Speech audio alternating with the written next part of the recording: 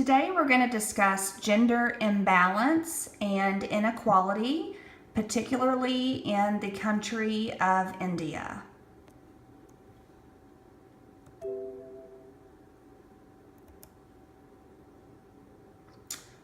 What is gender imbalance or gender inequality? Gender inequality refers to unequal treatment or perceptions of individuals based only on their gender.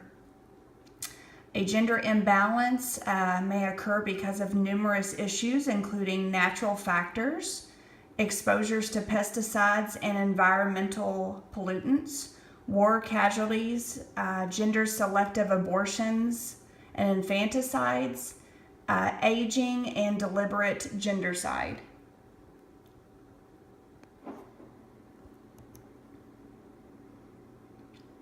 Gender equality across the world. The fight for women's rights and gender equality has accomplished remarkable changes. However, amazingly, some of these transformations occurred only recently. It will take a long period of time for women to be respected and given equal rights to men in India and in various parts of the world. Dowry tradition. This tradition causes a great amount of discrimination towards women in India. It is actually one of the main reasons that there is so much discrimination against women in India. The bridegroom's demand for money can actually surpass the annual income of the family. Dowries are considered illegal by the Constitution of India. However, the law is practically impossible to enforce.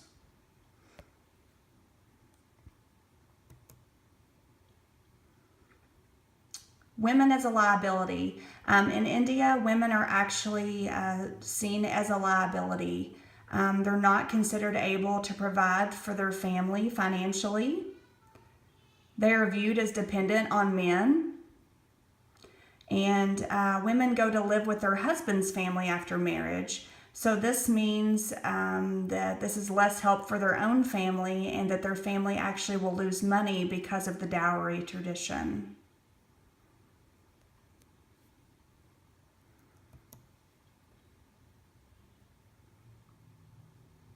Men are viewed as assets. In India, men are viewed as being they're capable of earning income, carrying on the family name. They can provide for their elderly parents. They bring a wife and a helper to their family.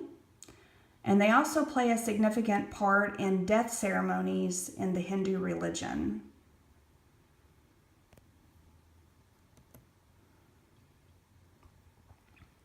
Discrimination before birth and as an infant. Surprisingly, women as girls are even discriminated before they're ever even born. The preference for the male child leads to selective abortions. This is where they would actually perform an ultrasound, and when they are able to determine that the child is actually a female, then they would actually abort that child. Murdering of female infants, abandonment of female children. Surprisingly, abortion is illegal in India. However, there are some exclusions to this law. The exclusions include rape, a disabled child, and contraceptive method failure.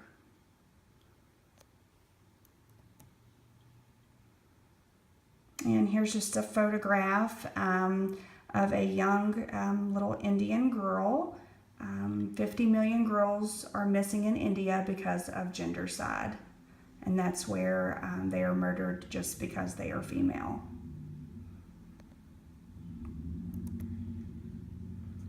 Discrimination against girls. Girls are treated different than boys when it comes to nutrition and health care. This leads to malnutrition, anemia, and poor growth. These types of things will follow them actually later on in life, causing health problems which become risk factors when they do become pregnant. These cause complications during childbearing, and it also causes higher incidences of maternal and infant deaths.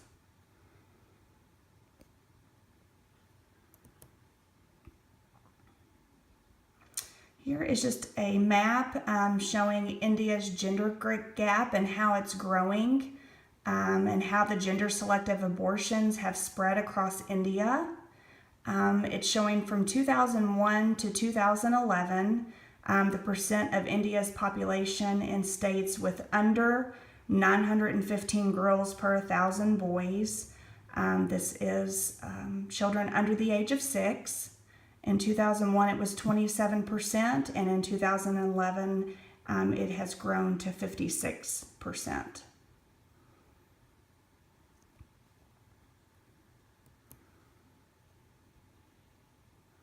Education. The Constitution of India guarantees free education to all boys and girls up to the age of 14. However, many families do not find it important to send their daughters to school. They are kept home and taught domestic chores to prepare them for marriage and for their husbands' families. India has one of the lowest female literacy rates in the world. The mother's illiteracy and lack of education causes poor care for her own children later on in life. Her children are more likely to suffer from malnutrition, and they are also at higher risk for infant child mortality.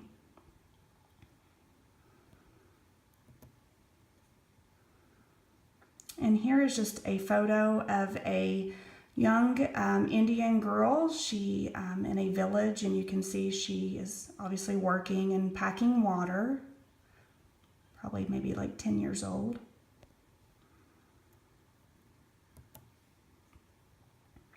Child marriages. The Prohibition of Marriage Act in 2006 forbids marriage for girls under age 18 and boys under age 21.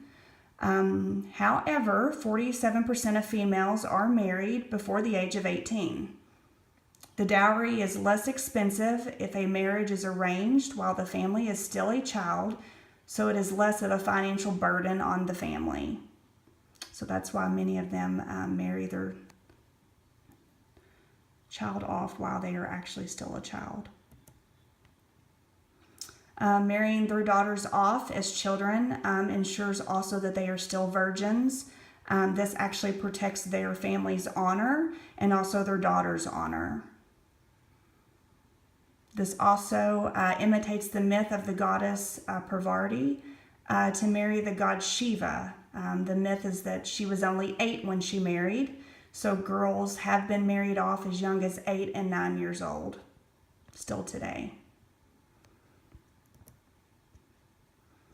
And you can see here this photograph. This is actually a child bride, possibly 8 to 9 years old, preparing for marriage.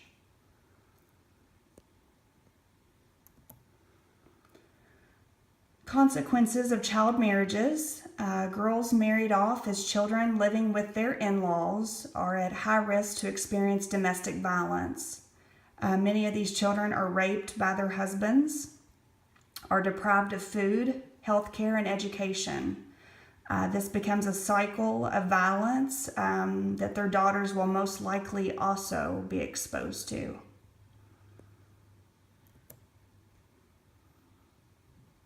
After marriage. After marriage, a woman becomes the property of her husband. And after marriage, she is no longer considered part of her own family, but part of her husband's family. And she is required to assume all domestic responsibilities of her in-laws' home. Women are taught at a very young age not to only be submissive to their husband, but also the women in their husband's family, for example, their mother-in-law. Disobedience could lead to being mistreated, abandoned, or neglected by her own family.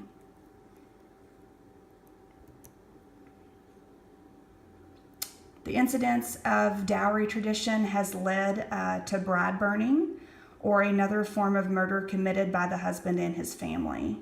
The husband and family will state that the bride died in an accident so that the groom will be available to marry again and collect another dowry. There were 8,239 dowry death cases, 1,285 cases of attempted dowry deaths, and another 4,890 cases with unresolved investigations in 2009. The penalty for dowry deaths is a sentence of 7 years. This can be prolonged to life in jail. Indian law plainly classifies the crime of dowry deaths from the offense of murder, for which a death sentence might be acknowledged.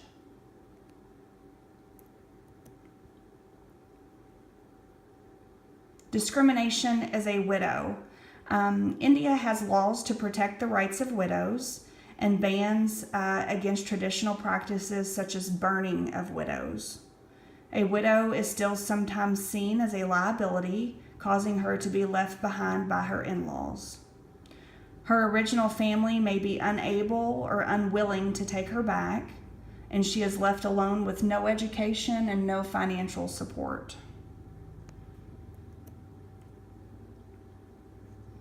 Restrictions for a widow may include shaving her head. She may be forced to wear white clothing and unable to partake in any festivities or celebrations. She may be actually banned from those. Teen and child widows are most likely to be excluded and neglected for the remainders of their lifetime. And here's a photograph of these women are all widows, and you can see that they have just collaborated together here, and you can tell that they are all dressed in white so that everyone knows that they are actually a widow.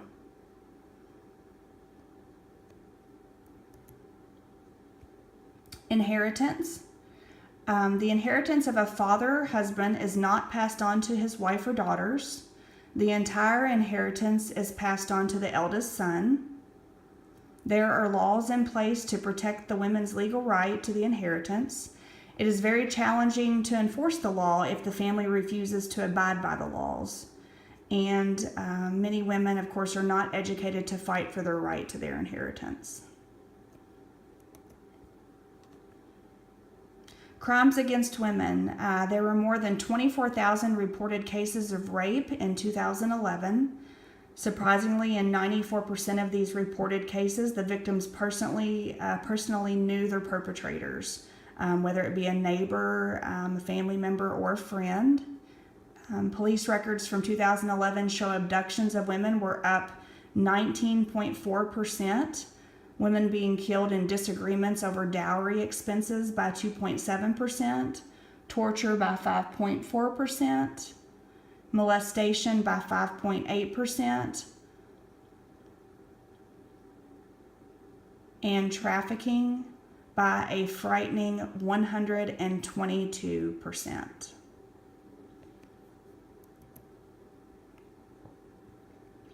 And you can see here some people actually protesting, and actually some Indian women that are brave enough to protest. You can see their signs. This lady here, her sign says, that I live in a country where a girl is neither safe inside the womb nor outside of it. And then you can see behind that the sign, respect the sex which gave you birth.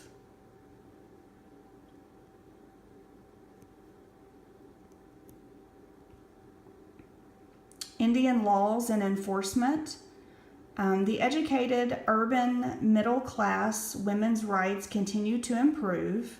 However, there is a strong favoritism towards men in communal areas of India. There are laws in place to guarantee legal security for women's rights, but the implementation of these laws are difficult. Patriarchal conditions triumph over the Indian law.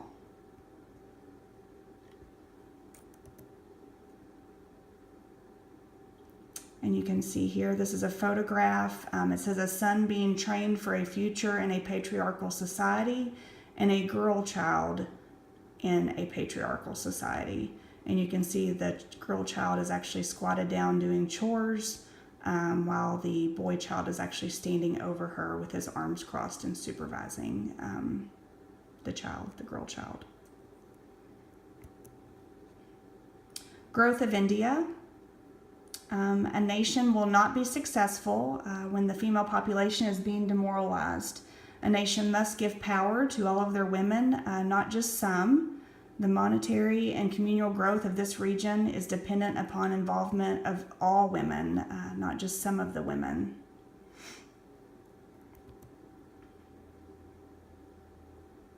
And then we will finish here with a quote.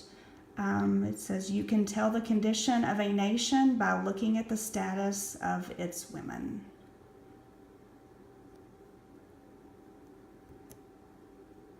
And then here is my works cited page.